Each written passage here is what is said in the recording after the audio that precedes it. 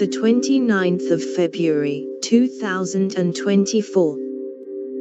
Auto insurance spike hampers the inflation fight. Costlier vehicles and repairs are pushing premiums higher even as the increase in U.S. consumer prices is tapering overall.